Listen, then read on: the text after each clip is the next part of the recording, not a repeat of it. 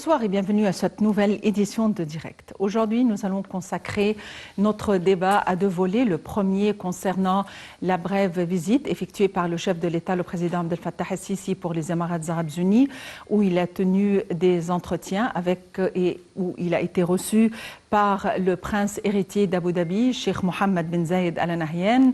Nous allons aussi parler des prévisions de croissance du FMI, un nouveau témoignage de confiance en la résilience de l'économie égyptienne selon le ministre des Finances Mohamed Maït. Et nous allons parler de l'investissement en Égypte et dans quelle mesure l'Égypte est à l'heure actuelle capable d'attirer des investissements étrangers selon les institutions internationales de financement.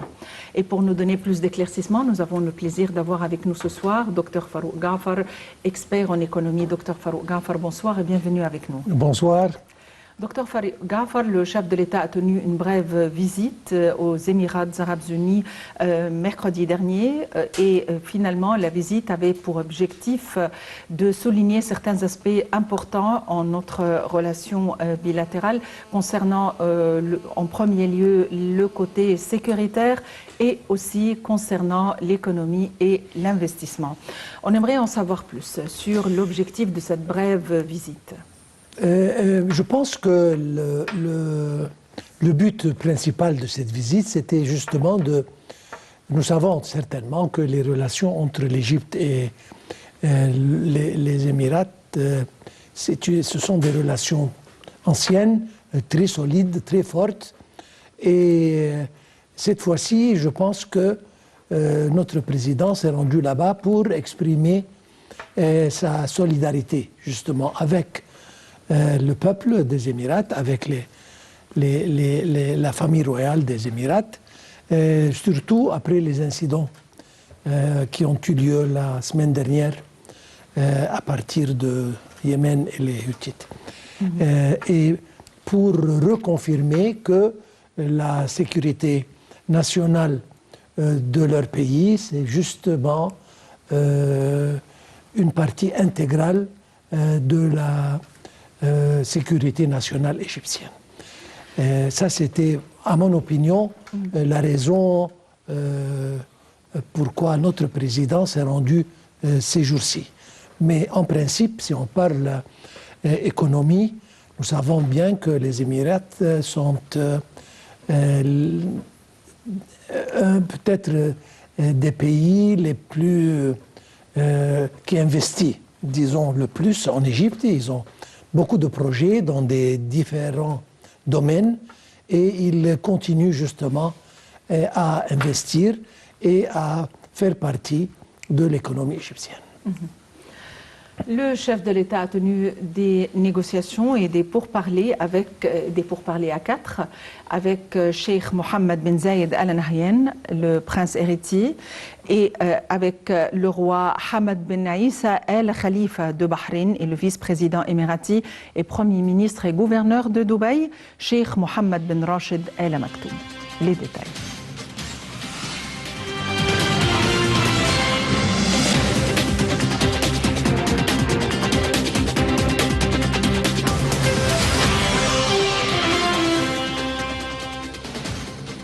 Lors de sa visite aux Émirats arabes unis, le président Abdel Fattah el-Sisi s'est entretenu avec Cheikh Mohammed bin Zayed Al Nahyan, prince héritier d'Abu Dhabi et commandant suprême adjoint des forces armées, les aspects des relations bilatérales étroites et étendues entre l'Égypte et les Émirats arabes unis, outre la consultation et la coordination des développements des questions régionales.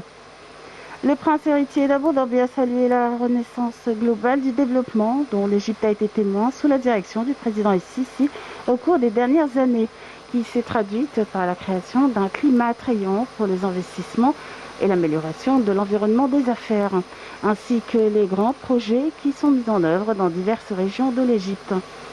Au cours de la réunion, les deux dirigeants ont discuté de divers aspects des relations bilatérales, ainsi que des consultations sur les dernières questions d'intérêt commun sur la scène régionale, en particulier la Libye et le Yémen.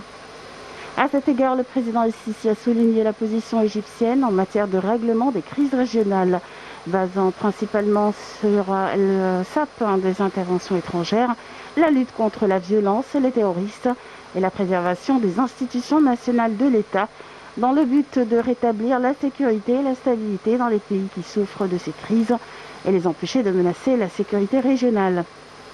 Dans ce contexte, M. le Président a souligné que la solidarité, l'unité des rangs arabes et la cohérence des positions sont parmi les moyens les plus efficaces pour conjurer les dangers extérieurs du monde arabe dans son ensemble. Plus tard, le président El-Sisi a participé à une session de pourparlers quadripartite avec le prince héritier d'Abu Dhabi, Cheikh Mohammed Ben Zayed Al Nahyan, le roi de Bahreïn, Hamad Ben Aïssa, et le vice-président des Émirats arabes unis et émir de Dubaï, Cheikh Mohammed Ben Rachid Al Maktoum.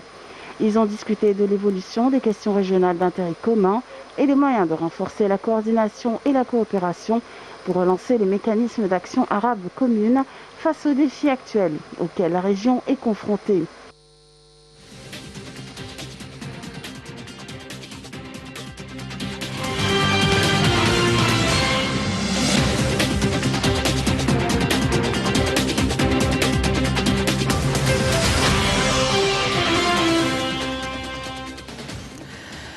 L'économie égyptienne, selon les prévisions de croissance du FMI, constitue, et il y a des témoignages très positifs qui constituent une confiance en la résilience de l'économie égyptienne, selon le ministre des Finances, Mohamed Maïd. Il faut dire que, et selon le ministre des Finances, et selon les prévisions annoncées par le Fonds monétaire international, ayant relevé 5,2% à 5,6%, ces prévisions pour la croissance de l'Égypte en 2022, ceci constitue un nouveau témoignage de confiance en la résilience de l'économie, et ce au vu du recul de 0,5% des pronostics de croissance de l'économie mondiale. Docteur Raouf Gaafar, quels sont les éléments selon lesquels, ou les éléments ayant contribué à ce que l'économie égyptienne demeure une économie croissante à des pas sûrs et constants? Pour commencer, les réformes économiques qu'on a subies dans les années 5-6 années passées, certainement ont eu des impacts très très positifs sur la démarche de l'économie et le taux de croissance. Et bien que le Covid a affecté le monde entier sur le plan économique, encore une fois, entre autres l'Égypte, mais grâce à ces réformes, on a pu, durant les temps les plus vraiment sévères, à garder un taux positif de croissance. Donc ça, c'était déjà un pas excellent. Et on a continué. Le président, disons l'administration, ont mis un programme très délicat, une balance très délicate entre la clôture complètement ou confinement complet ou production. Et ils ont gardé ce genre d'équilibre, par quoi on a continué notre production et on a, disons, on a fait attention à toutes les préventions et à toutes les précautions pour le Covid. Et c'était pour ça qu'on a pu conserver ce taux de croissance stable durant, comme je viens de dire, les temps très très sévères de l'attaque du Covid-19. On commence à remarquer maintenant que non, le taux commence à augmenter et, comme vous l'avez dit, on va dépasser les 5% l'année prochaine, bien qu'on était à 3 et quelques. Donc, nous sommes sur la bonne voie. Ça remonte, ça reprend, et j'espère bien que d'ici quelques mois ou quelques années, nous allons revenir au taux prévu. Nous avons tout ce qu'il faut pour croître, nous avons tout ce qu'il faut pour augmenter les investissements, pour améliorer l'économie. Donc, nous attendons à ce que Inch'Allah, le taux de croissance arrive à 7 et au-delà de 7 et on continue notre croissance. À votre avis, quels sont les points forts de l'économie égyptienne à l'heure actuelle? C'est-à-dire, nous avons, si on parle de, comme on a dit maintenant, infrastructure, nous avons établi une infrastructure très solide sur le plan énergie, sur le plan réseau routier, maintenant on modernise les voies ferrales, nous construisons des nouvelles villes, capitales administratives, etc. etc. Donc nous allons parallèlement sur tous les piliers d'infrastructure. Donc on a abouti à une infrastructure très très solide, énergie, électricité et d'autres énergies vertes, propres, etc. Ce qui représente aux investisseurs un environnement très promettant. Et c'est justement pourquoi on a conservé nos investissements directs étrangers à un taux assez régulier, disons, mais nous aspirons à ce que ça augmente dans le futur très proche. Donc nous avons infrastructure. Et les autres plans, si on parle de tourisme, voilà, ça commence à reprendre.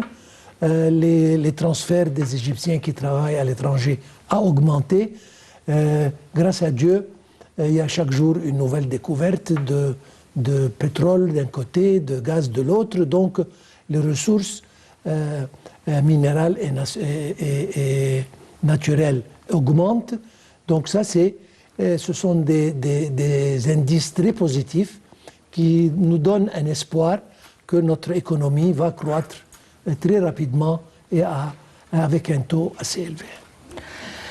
Je vous remercie pour cette réponse et pour nous donner d'autres éclaircissements. Nous avons le plaisir d'avoir en ligne Dr Abdel Nasser Taha, expert en économie. Dr Abdel Nasser Taha, bonsoir et bienvenue avec nous. Bonsoir à vous. Docteur Abdel Nasser Taha, selon les prévisions du Fonds monétaire international, la croissance économique en Égypte est stable et ils ont donné quelques chiffres ces chiffres sont considérés d'après le ministre des Finances comme étant un témoignage positif, un témoignage de confiance en la résilience de l'économie égyptienne. À votre avis, quels sont les éléments ayant mené à cette résilience de l'économie égyptienne et à cette stabilité de l'économie égyptienne? Je crois que dans les années précédentes, le gouvernement et essentiellement le chef d'État a réussi à construire une très grande base d'infrastructures et d'économie pour venir aujourd'hui, pas avec des plans, mais avec des réalisations sur terre. Maintenant, la situation économique est basée sur une infrastructure qui est énorme dans les réseaux routiers, l'infrastructure des réseaux. Et je crois que la croissance dans plusieurs parties de l'Égypte, pas essentiellement au Caire, est étendue partout et encourage les investisseurs étrangers à venir et commencer à investir dans le plus grand économie ou le deuxième en Afrique, et presque le troisième en Moyen-Orient. Donc, on a dépassé les plans à avoir des réalisations sur terre. À mon avis, c'est une grande étape dans notre croissance. À votre avis, quels sont les points forts de l'économie égyptienne? On dit je parle de l'urbanisme et l'immobilier essentiellement, que le marché égyptien même est un marché énorme qui dépasse les 100 millions d'habitants. La demande dans ce grand marché est étendue d'une façon qui attire plusieurs investisseurs locaux ou étrangers. Donc la première base, c'est la taille du pays et la taille du croissance dans le pays. La deuxième base, à mon avis, c'est l'infrastructure qui assure que n'importe quel genre d'investissement aura une base de croissance à cause de l'encouragement de l'État. La troisième base, c'est que l'infrastructure législative aussi, et la puissance et la direction de l'État et du chef d'État encourage les investisseurs à avoir plusieurs directions. Ce n'est pas justement dans l'immobilier. On a la nouvelle loi de l'environnement qui a ouvert beaucoup de portes d'investissement dans le domaine de l'environnement. Et maintenant, il y a plusieurs entreprises étrangères qui ont commencé déjà à avoir des études et des opérations sur terre. Chaque pays, et selon le climat économique du pays, il y a quand même des projets d'investissement qui sont plus favoris par rapport à d'autres. Pour les investisseurs étrangers, quels sont les domaines d'investissement les plus et qui sont plus propulsés au devant de la scène en Égypte? Les grandes boîtes utilisent beaucoup des bureaux internationaux de consultation, et parmi les chiffres et parmi les recommandations que je connais dans notre domaine, on a l'immobilier, on a la production alimentaire, on a la télécommunication, on a, comme je vous ai dit, l'environnement et surtout le recyclage et l'énergie renouvelable. Tous ces domaines, à part les services médicaux et les services d'éducation, je vois chaque jour plusieurs études qui viennent étudier ces 6 ou 7 directions d'investissement dans le marché égyptien. On parle à l'heure actuelle de l'économie verte. Comment peut-on définir les caractéristiques de cette économie si nous voulons la mettre en exergue, si nous voulons vraiment l'appliquer? Quand je vous ai dit qu'à partir de la nouvelle loi de l'environnement, l'Égypte a ouvert beaucoup de portes d'investissement dans l'environnement et l'économie verte. La première partie qui intéresse plusieurs sociétés étrangères est venue pour commencer des opérations maintenant, c'est le recyclage. Le recyclage et chaque jour aussi on voit des études dans la production de l'énergie verte avec sans pollution, comme les photovoltaïques, l'énergie du vent et l'énergie solaire. Je crois que l'année de 2022, on aura beaucoup de projets dans ce domaine. On parle aussi de l'économie formelle et de l'économie informelle. Et l'économie informelle constitue les petits projets qui sont tenus notamment dans les sociétés rurales, tenus par les femmes qui n'ont pas d'accès aux institutions financières. Dans quelle mesure cette économie est vive et pourrait booster l'économie formelle? Il y a la grande initiative du Banque centrale qui encourage le financement à un taux très bas pour les petites entreprises qui ne dépassent pas les 5%. Et cette initiative, je crois, qui encourage beaucoup de travailleurs de très petite taille à commencer à avoir un investissement et se changer avant avoir ce type de financement à être une économie principale ou être une économie officielle. Ça encourage les petites entreprises d'avoir un financement qui leur permet de rentrer dans le marché et en même temps d'être une économie formelle. Docteur Abdel Nasser Taha, vous êtes expert en économie. Merci d'avoir été avec nous aujourd'hui. Nous vous rappelons que le ministre des Finances, Mohamed Maït, a indiqué que l'annonce par le Fonds monétaire international de relever de 5,2% à 5,6% ses prévisions pour la croissance de l'Égypte en 2022 constituait un nouveau témoignage de confiance en la résilience de l'économie égyptienne, et ce, au vu du recul de 0,5% de ses pronostics de croissance de l'économie mondiale. Les détails dans ce compte rendu.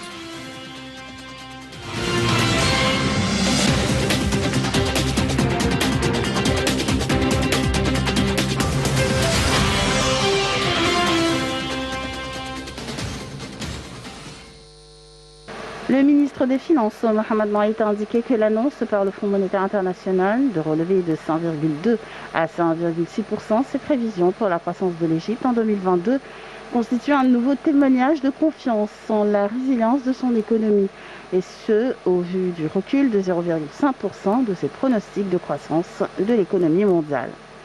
Dans une déclaration, le ministre a noté que l'Égypte devenait ainsi le seul parmi les pays importateurs du pétrole à réaliser une croissance positive en dépit de la hausse considérable des cours du pétrole et des frais de transport. Et ce, grâce à la bonne gestion des répercussions du coronavirus et de la performance positive de son économie. Le programme de réforme économique, a précisé M. Moaït, a contribué au renforcement de l'infrastructure de l'économie nationale, de son pouvoir de contenir les impacts négatifs de la pandémie du coronavirus, ajoutant que l'Égypte est devenue plus capable de gérer d'une manière professionnelle et équilibrée cette crise mondiale.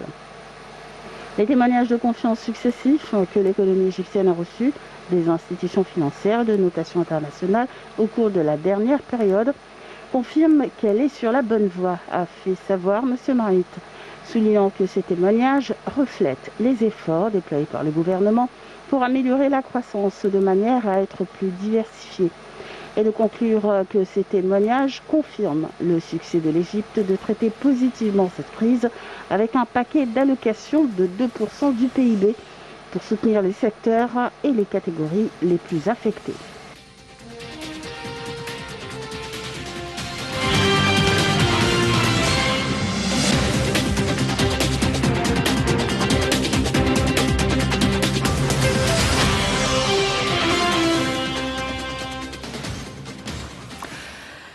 L'économie égyptienne et les prévisions du Fonds monétaire international, les prévisions tellement positives et encourageantes. Et pour continuer notre débat, encore une fois, nous remercions Dr Raouf Ghafar, expert en économie, pour ses éclaircissements et pour sa présence avec nous. Dr Raouf Ghafar, tout d'abord, avez-vous un commentaire à faire sur l'intervention de notre invité, Dr Abdel Nasser Taha?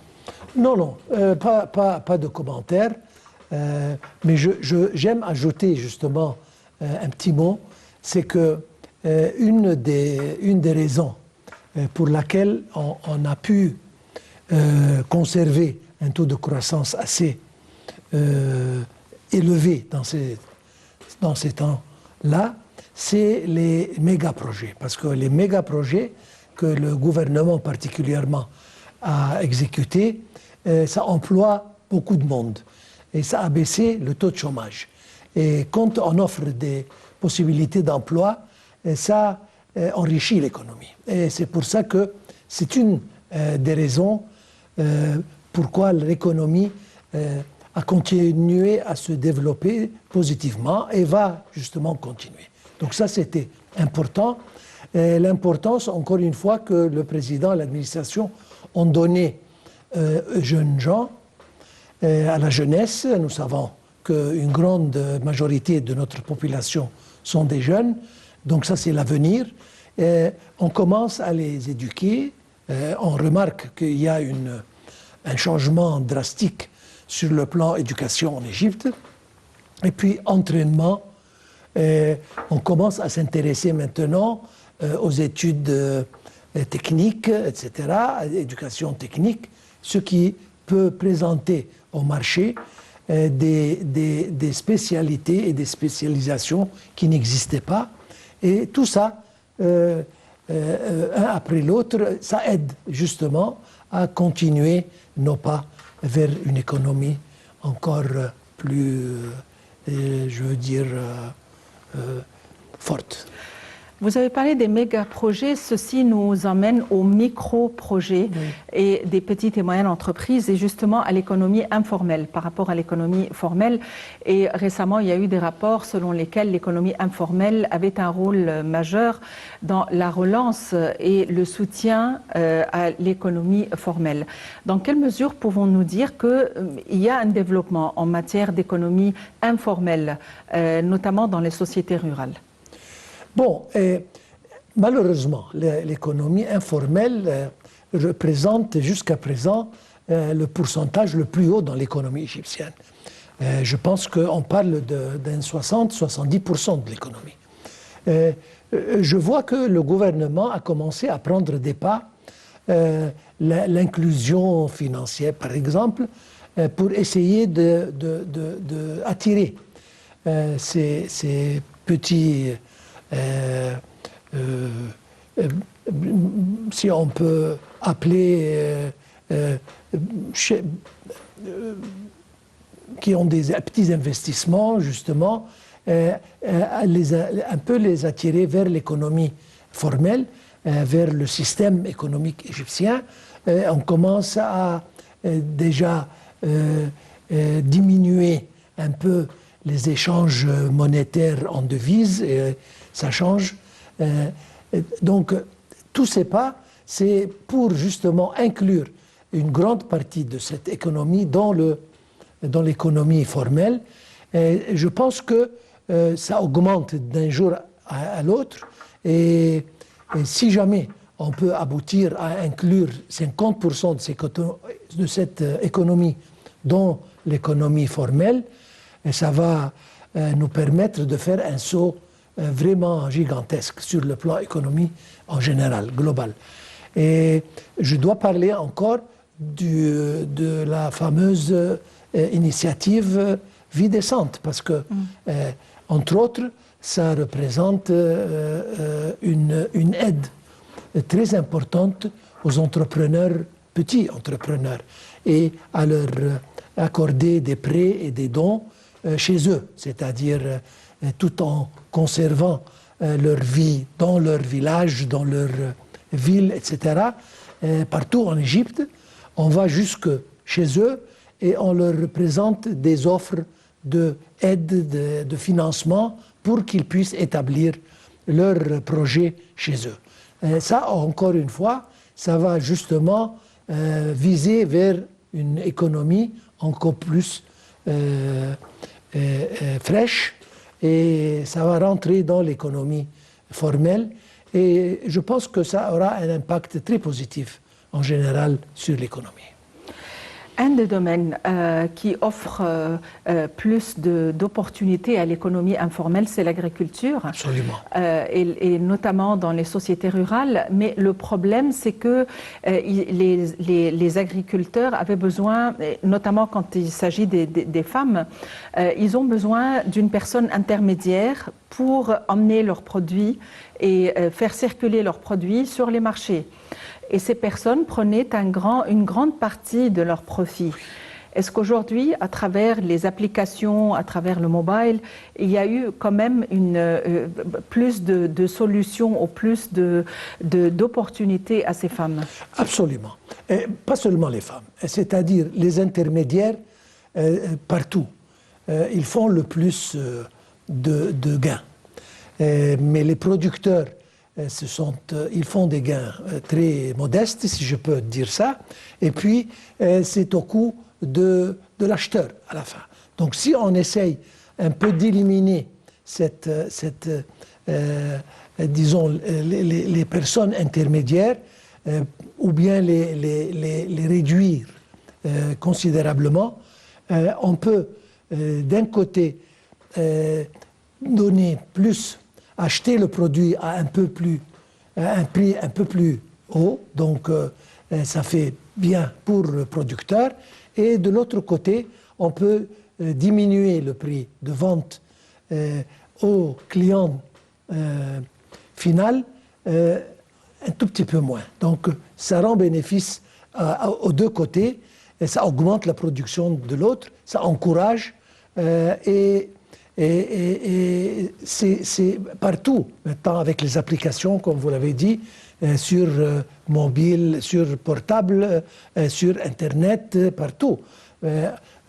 L'acheteur est mis directement avec le producteur ou le vendeur, sans intermédiaire, ce qui réduit considérablement le coût et la valeur ajoutée qu'il a, qui va justement dans les poches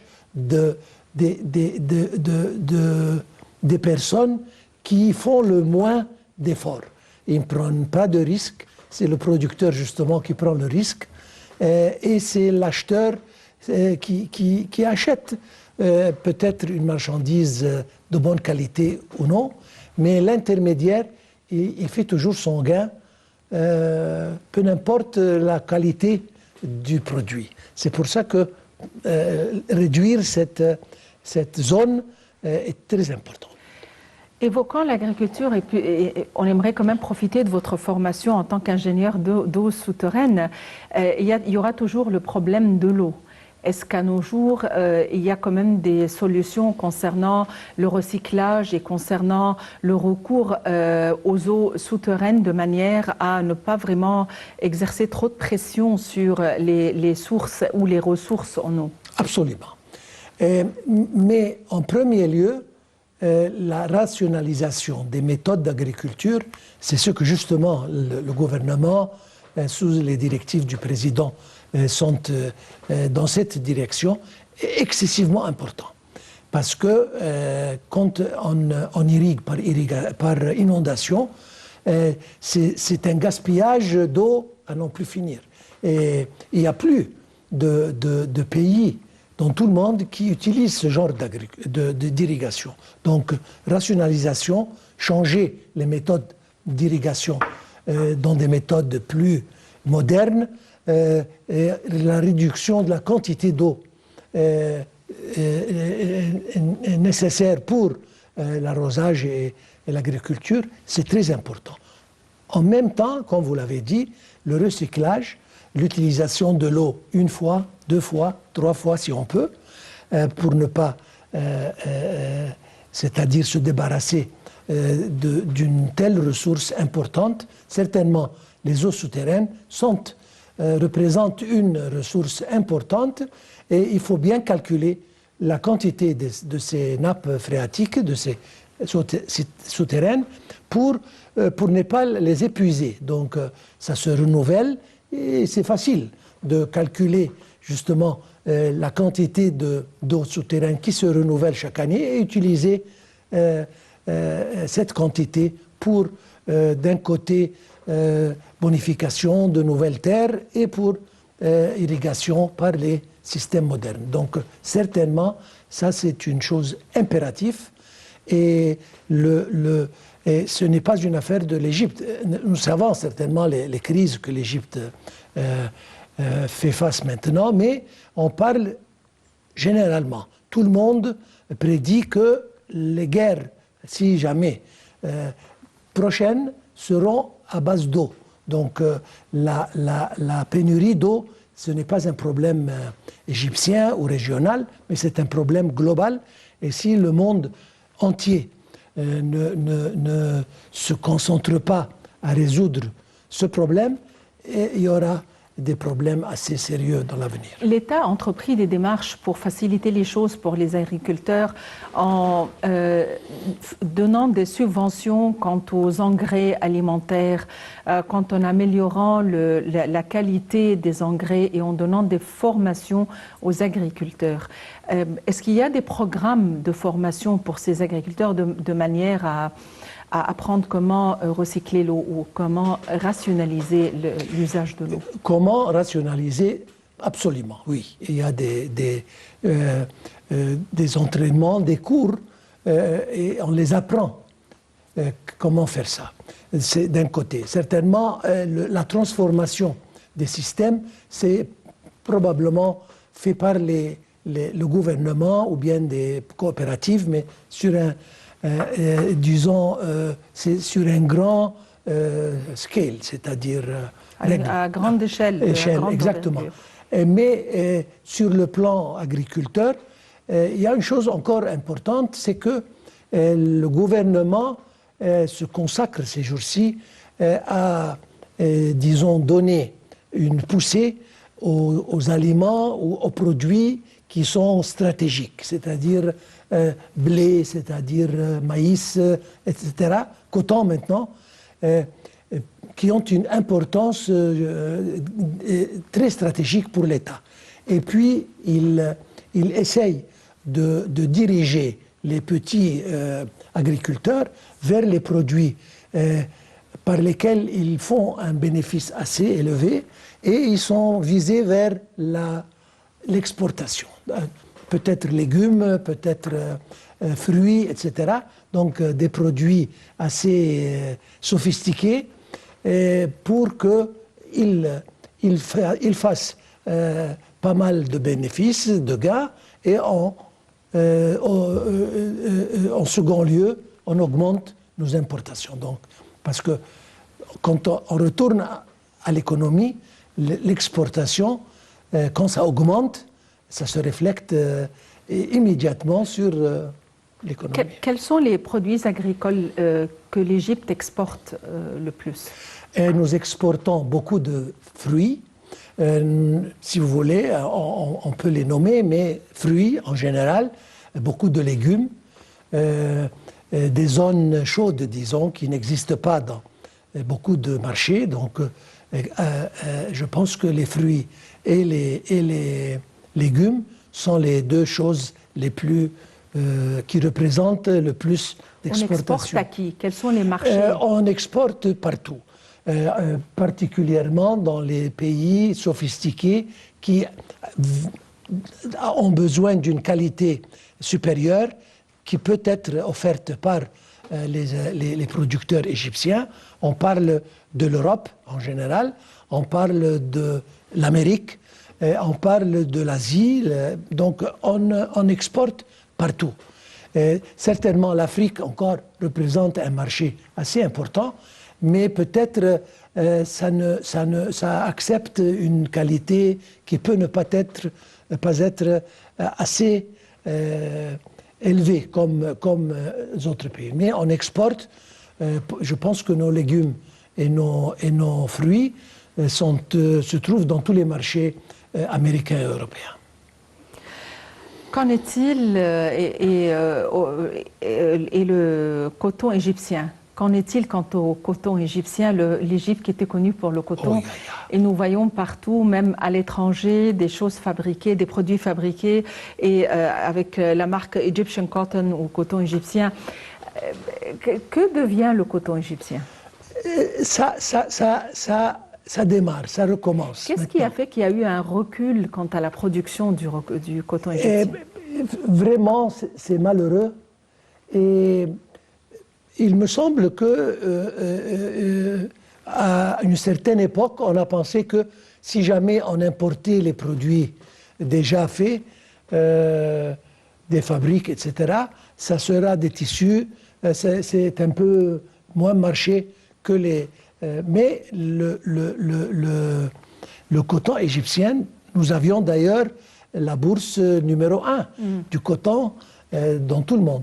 Mais maintenant, il y a des efforts sur le plan gouvernement à retourner et à planter les qualités de coton qui sont vraiment rares et supérieures et dont l'Égypte était très fameuse, et pour, disons, relancer ce marché et reprendre la position que l'Égypte avait toujours sur le plan, vous avez bien dit, en Europe, la chemise qui était faite à partir du coton égyptien se vendait 5 et 6 et 10 fois plus cher que les autres tissus. Donc c'est dommage de laisser tomber.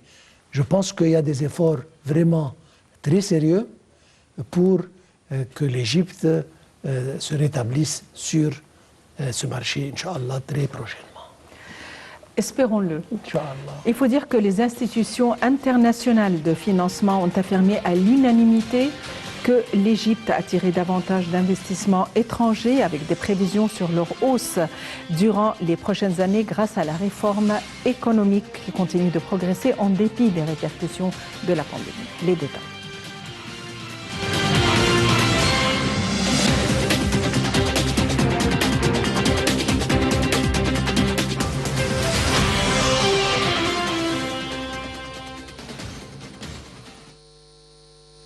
Les institutions internationales de financement ont affirmé à l'unanimité que l'Égypte attirait davantage d'investissements étrangers avec des prévisions sur leur hausse durant les prochaines années grâce à la réforme économique qui continue de progresser en dépit des répercussions du coronavirus, a affirmé le service d'information du gouvernement.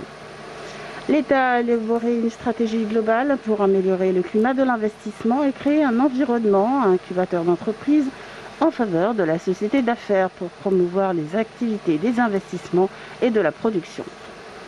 L'Égypte a pu attirer davantage des investissements à la lumière des politiques de la réforme économique et structurale qui ont contribué au développement des afflux des capitaux des devises étrangères vers le marché égyptien et qui ont permis davantage des opportunités d'investissement et des garanties en faveur des investisseurs étrangers, a-t-on appris d'un rapport publié par le service d'information du gouvernement, comprenant des infographies qui jettent la lumière sur la capacité de l'Égypte d'attirer des investissements étrangers.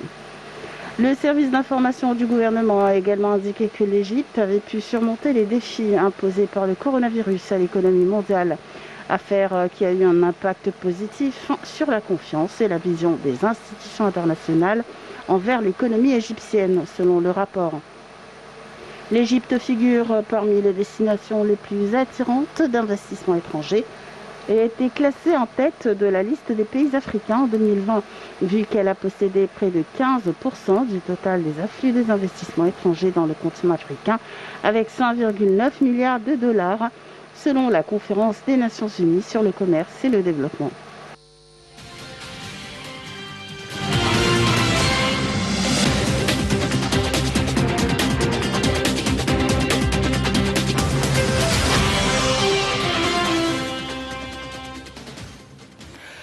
Docteur Raouf Ghafar, un problème qui perdurait, et c'est l'accès aux institutions financières pour les personnes qui montent des projets, des micro-projets, de tout petits projets à domicile.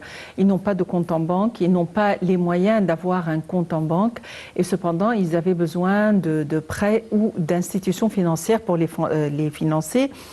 Et dans le cadre de l'inclusion financière lancée par la Banque centrale, il a fallu que ces personnes soient incluses dans des institutions financières. Est-ce que, à l'heure actuelle, nous avons suffisamment d'institutions financières susceptibles de financer ces micro-projets? Je pense que oui. Et nous entendons la Banque centrale lance des initiatives l'une après l'autre pour justement, comme vous l'avez dit, pour arriver aux micro-investisseurs et les inclure dans le système et leur offrir ce qu'ils veulent sur le plan financement, etc. Et ça fait partie justement de la vie décente, mais en principe, oui, ça existe. Et je pense qu'il y a des directives présidentielles d'accorder des centaines de millions de livres égyptiennes justement pour encourager ces micro-investisseurs. Ça, c'est une chose essentielle. Et il y a beaucoup d'économies mondiales, on n'a pas besoin de mentionner, qui ont basé leur croissance sur les micro-financements et les micro-industries et projets. Donc, je pense que nous sommes sur cette même voie. Et sur le plan un peu plus grand, quand on a parlé d'investisseurs et comment attirer les investisseurs, l'Égypte, pas seulement l'impeccable réalisation de l'économie, mais je parle maintenant, c'est facile d'arriver au sommet, mais c'est très difficile de maintenir cette place. Donc maintenant, on a des zones qui sont construisent spécialement des zones économiques avec beaucoup de privilèges, avec beaucoup de, disons, avantages aux investisseurs, Suez Canal et autre part. On a fait un grand développement sur le plan port pour rendre l'exportation et l'importation beaucoup plus facile.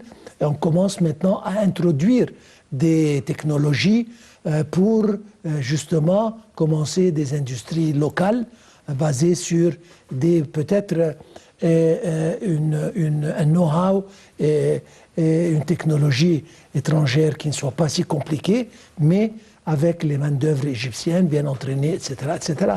Donc ça, c'est une chose excellente. Et ce qui me plaît, c'est qu'on commence où les autres ont terminé. C'est-à-dire, on ne commence pas par le carreau numéro 1, comme on l'appelle en anglais, mais on commence à partir des autres. Et ça rend les choses plus simples et plus rapides, et ça nous permet d'avancer un peu plus rapidement. Docteur Raouf Ghafar, vous êtes expert en économie. Merci d'avoir été avec nous aujourd'hui. Nous avons des prévisions économiques très encourageantes qui démontrent que l'Égypte continue d'être une économie émergente, à pas sûr et pas stable en dépit des répercussions de la pandémie. Merci de nous avoir suivis. Très bonne fin de soirée à tous et à la prochaine.